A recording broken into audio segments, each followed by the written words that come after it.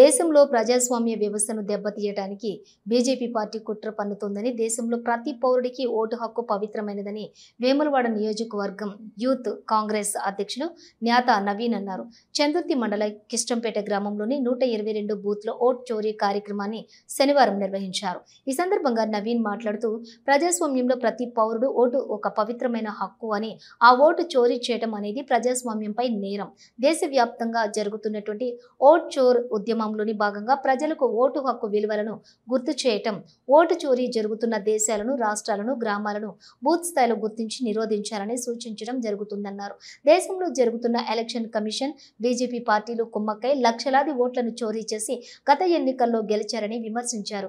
గ్రామ స్థాయిలో ప్రతి ఇంటికి వెళ్లి ఓటర్ లిస్టులను చూపించి అవగాహన కల్పించడం జరుగుతుందన్నారు. ఈ కార్యక్రమంలో యూత్ కాంగ్రెస్ మండల అధ్యక్షులు సంతపూరి బాలునాయక్, కరీం, సత్యరెడ్డి, రఘుపతి, లచ్చిరెడ్డి, శ్రీనివాస్, కుమరయ్య, భైరవోని గోపి, నవీన్, వార్డు ప్రజలు పాల్గొన్నారు.